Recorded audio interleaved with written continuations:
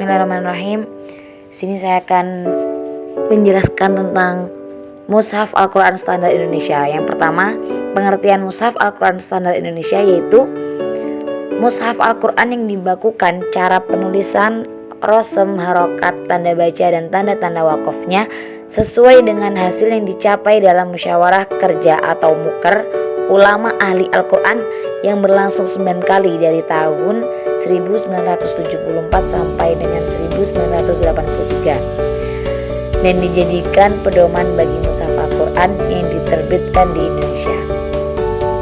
Setelah pengertian yang kedua yaitu sejarah lahirnya Mushaf Al-Quran Standar Indonesia.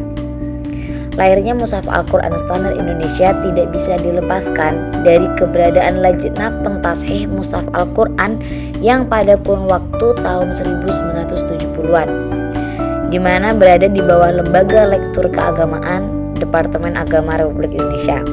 Lembaga ini ditetapkan berdasarkan keputusan Menteri Agama pada tanggal 1 Desember 1971. Jauh sebelum lahirnya Lajnah, sesungguhnya kegiatan pentasihan Mushaf Al-Quran telah dilakukan oleh para ulama dan lembaga.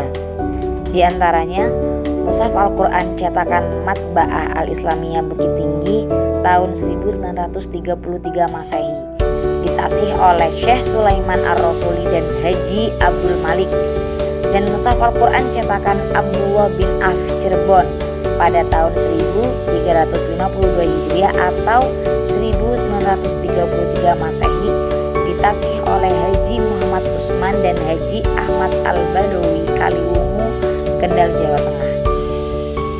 Untuk selanjutnya yaitu bagian Mushaf Al-Quran Standar Indonesia. Ada 3. Yang pertama, Mushaf Al-Quran Standar Utsmani. Secara fisik Quran ini tidak berwakaf di setiap sudut halamannya, sehingga sangat jelas cara membedakannya. Terkait penulisan atau rosemnya, mushaf ini mengacu pada kaidah rosem Utsmani seperti yang termaktub dalam Al-Itqan fi Ulum Al-Quran karya As-Suyuti. Pilihan rosem ini pun tidak melalui tarjih ar-riwayat antara mazhab rosem Abu Amr Ad-Dani dan Abu Dawud Sulaiman. Perihal harokat, mushaf ini menganut prinsip semua harokat menentukan bunyi secara utuh, sehingga harokat sukun pun selalu ditampilkan.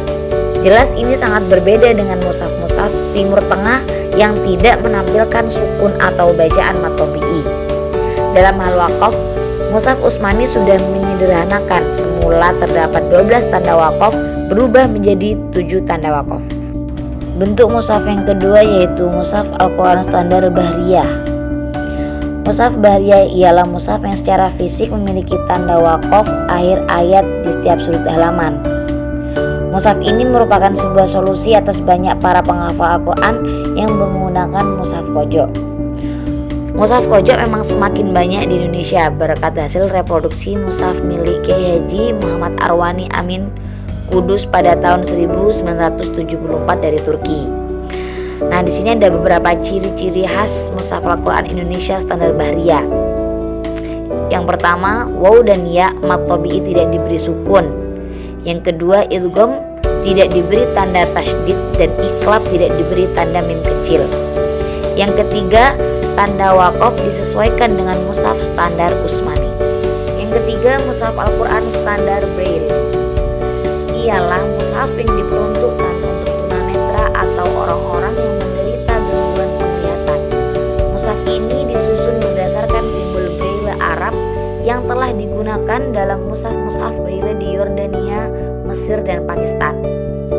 Simbol ini berpijak pada hasil uniformisasi simbol Braille Arab pada konferensi yang diselenggarakan UNESCO di Beirut, Lebanon pada 1951. Tanda baca mushaf ini merujuk pada mushaf-mushaf Braille sebelumnya.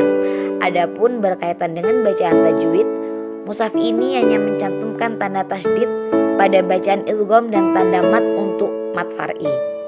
Sementara aspek wakaf hampir sama dengan tanda wakaf standar Utsmani, hanya saja berbeda pada tanda wakaf qola menjadi